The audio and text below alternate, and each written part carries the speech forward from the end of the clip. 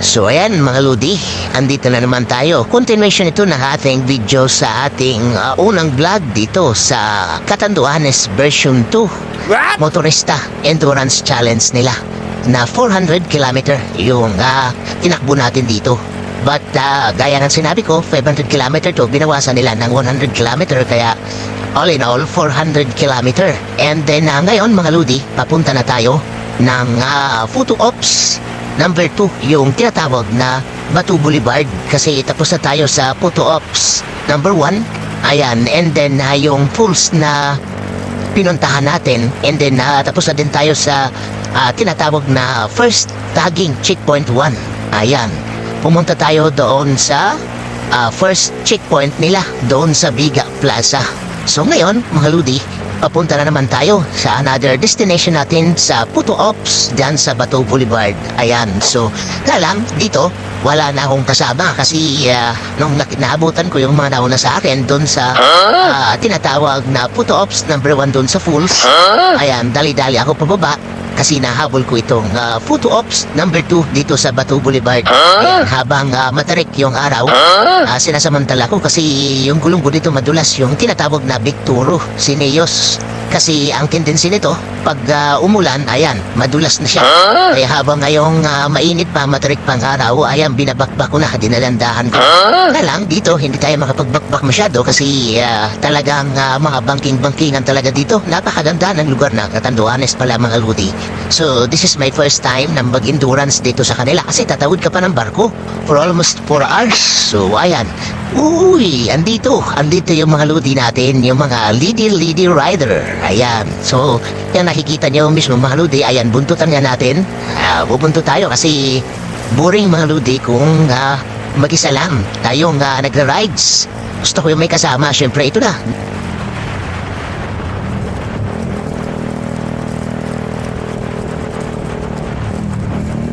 Nadaanan natin itong way na Photo Ops number 2 dito sa Batu Boulevard. Ito yung road natin mga Ludi. Lang, ito yung malulupit nating mga Ludi dito na mga lady rider. Ayan, gamit nila yung Honda Click 125. Dalawa. O ayan o, nakikita niyo lupit o. Di ba? Di ba? May baho pa siyang gasolina. Siyempre, pag naubusan ng gasolina, ayan, magre-refill lang yung Honda Click na 125. Yung tanki niya, lalagyan lang niya ng gas.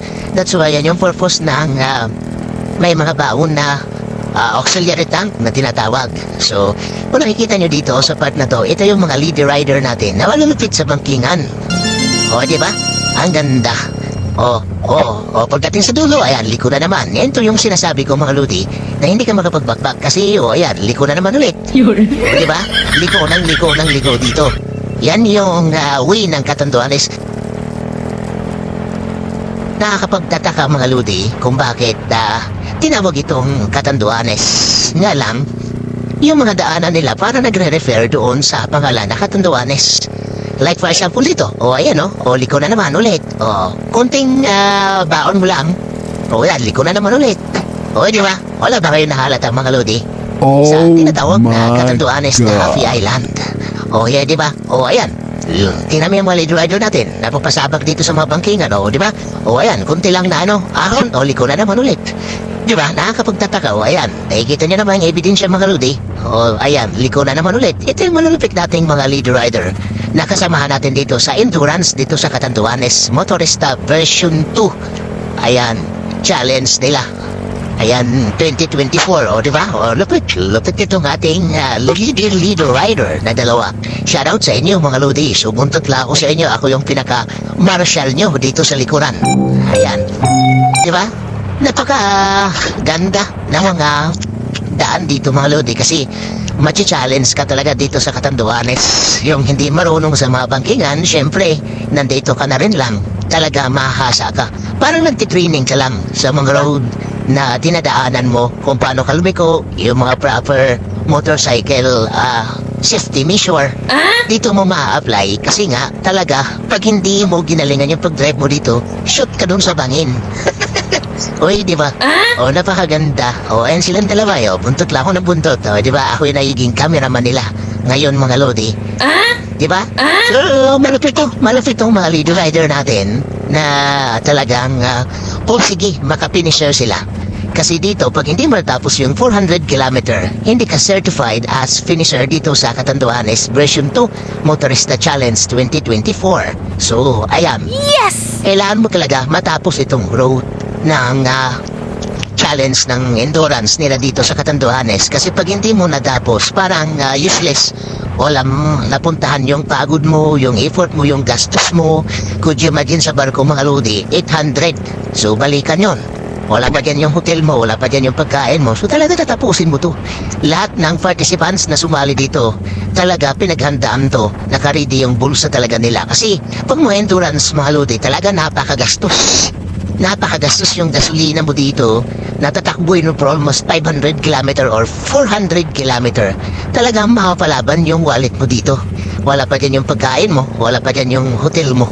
So talaga lahat ng mga endo rider na enthusiast dito na sumasali sa mga endurance talaga nag-iipon din yan para makapaglaro and then at the same time makatulong sila sa mga charity na tinutulungan ng isang organizers. So yan yung purpose mga lodi kung bakit nandito kami. Hindi lang sa nagra-rides tayo dito, nag-enjoy tayo sa lugar na hindi imposible nating mapuntahan. Ayan, napupuntahan natin dahil dito sa mga palaro na endurance ng mga organizers. And at the same time, yung mga organizers natin, meron sila mga charity na tinutulungan. So, bukod sa nakakatulong ka na, ayan, and then nag-enjoy ka din sa lugar na kung saan napaka-imposibleng puntahan mo mismo yung Catanduanes. Kasi isla to mga lodi, napakalayo nito, almost 4 hours. Woo! Yung tatakbuhin mo dun sa barko mula Tabaco Pier papuntang San Andres. Woo! Ayan. Ferryboat Pier. So napakalayo nito mga lodi. And then almost 30 minutes ka pa magdadrive from San Andres Pier papuntang Pira, Catanduanes. Ayan, sino ba yun? Woo! Pwede ba? May kumaway sa atin, so hindi ko na kita masyado kaya nilingon ko na lang. So dito sa part na to mga lodi, papalapit na yung photo ops number 2 dito sa Bato Boulevard. Woo! Ayan, kung makikita nyo naman mga materik, yung mga bangkingan. So dito tayo sa usaping bangking-bengkeng. Bakit ilang di pa lang automatically liko na kaagad? So yan yung napaka-imposible mga lodi, di ba? Napaka-imposible, kaya nga tinawag itong Catanduanes, the Happy Island. Talaga wow ka talaga sa mga bangkingan nila dito. So far yung daanan nila, napakaganda naman. Napakaganda yung mga dinadaanan namin dito. So nakikita niyo naman, kaya nagbubakbak tayo pag may pagkakataon. So ayan, gaya na sinabi ko mga lodi, bakit tinawag itong the Happy Island? Talaga napapalaban ka dito sa mga bangkingan. Ngayon ko lang na-experience to mga lodi kasi sumali tayo dito sa endurance nila. Yung tinatawag na Catanduanes version 2. Ayan, Endurance Challenge 2024. So itong mga leader rider natin, talagang napakagaling sa mga bangkingan. Tingnan nyo naman. Pagdating sa dulo, bili ko ulit. So, puntot lang tayo dito sa kanila. So dito tayo sa usaping banking or banking yung tinatawag nila nga Anli Banking. Bakit tinatawag nila yan? Wala ba kayong nahalata mga lodi kung bakit ganito yung daan nila? Talagang liko ng liko. Kasi nga, Catanduanes. Yung mga daanan nila, ang daming letter C. Yan yung nahalata ko dito sa endurance namin dito sa Catanduanes. Bakit liko ng liko to? Pagdating sa dulo, letter C na naman. Pagdating sa ilang pagitan lang yung distance, liliko na naman ulit, letter C ulit. Ang daming letter C dito mga lodi. So, napagtagpi-tagpi ko nga, siguro ganito yung daan nila kasi nga may purpose. Di ba? Letter C, di Catanduanes. What the fuck?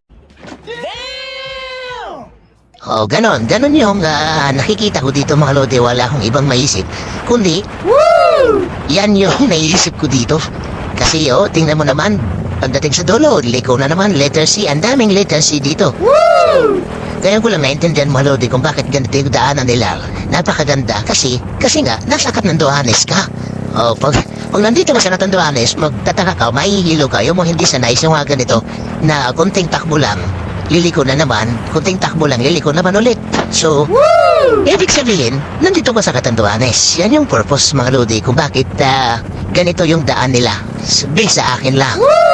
Ewan ko sa iba, yung pagtanaw nila dito sa mga dinadaanan na naikot namin yung buong Catanduanes. So parang hindi naman buo kasi binawasan siya ng 100 kilometer kaya naging 400 kilometer na lang. So, tingnan natin mga lodi kung anong mangyayari sa atin dito kasi papunta tayo sa Photo Ops number 2 ng Batu Boulevard. So, next nito, yung Photo Ops ulit ng San Miguel River. Ayan. Papunta tayo doon sa kanila. Yun yung Photo Ops number 3 natin. But so far, papunta tayo ng Photo Ops number 2. So, ang dami pa kasi nakakapag tatlo pa lang tayo yung first tagging checkpoint natin dyan sa Viga Plaza. Napakalayo nun. Yun yung starting point natin. So, yun yung first vlog natin dito. But, natapos din natin yung Photo Ops number 1. Ayan, yung sa Hologan Falls. Yung falls na rough road na pinuntahan natin. Woo! Ito yung malapit natin na lodi. Sniper 155. Na yung pinakamalapit nating lodi dito, Ratratero. Gas pa? Gas pa? And then, nakapunta na din tayo ng checkpoint number 2. Tapos na din tayo. And then, papunta tayo ngayon sa, gaya na sinabi ko dyan, sa Photo Ops number 2 sa Batu Boulevard. So, nakasabayan ko dito itong malulupit na leader rider ng Catanduanes Version 2 Endurance Challenge 2024. So, ayan, mga lodi. Bakbak tayo pag may pagkakataon naman ng mga straightan talaga. Hindi ko sinasayang yung time para maaga tayo makakapagpahinga. Siyempre, kailangan din natin magpasalamat sa mga organizers na bumuo itong Catanduanes Version 2 Endurance Challenge 2024 kasi kung hindi sa kanila, hindi rin tayo makatulong sa charity na tinutulungan nila and beside, hindi rin tayo makakapag-endurance dito sa Catanduanes. Ang ganda pala dito mga lodi na kung saan yung mga daanan dito, ang gaganda talaga. Could you imagine? Bundok na bundok, tapos ito yung madadaanan natin. Napaka-imposible mga lodi yung mga nangyayari dito kasi nga halos kabundukan ito. Nga lang, duble nga tayo kasi baka pulutin tayo sa bangin o kaya sa kangkungan. Alright, so ayan mga lodi, kung nakikita nyo mismo, shoutout sa mga bumuo nitong endurance dito sa Catanduanes, lalong-lalo na sa mga kasamahan natin dito. Beside, meron tayong dalawang mayor na kasama dito na talaga sumuport nitong laro dito sa Catanduanes. So, isa sa mayor na naka-big bike yung nadaanan natin doon sa first vlog natin. Alright? So ayan mga lodi, nagtatry ako mag-overtake sa ating mga magigiting na mga co-riders na leader rider ng Catanduanes Endurance 2024. So ayan, mauna na ako sa inyo mga lodi kasi sumasakit ng puwit ko kasi may nakakaramdam na ako ng hindi maganda kasi parang matatayin na ito. So ayan, binabakbakan ko na dito mga lodi kasi sumasakit na yung likod ko eh. O ayan mga lodi, so syempre dito sa part na to mga lodi, ayan, binabakbakan natin kasi nga gusto ko na din magpahinga kasi yung iba nagbubakbak talaga sila pagdating sa mga straight at sa mga ganitong bangkingan. Yung malulupit lang to ang gumagawa, yung mga professional na mga riders lang na talagang kabisado na nila yung daan. So huwag natin tularan yung mga ganong sistema na habang nagbubakbak ka na hindi ka naman masyado expert pagdating sa mga driving. So dahan-dahan lang tayo mga lodi. So ayan mga lodi, so hanggang dito na lang muna. So abangan yung Photo Ops number 3 natin. Yan yung last vlog natin dito. Alright?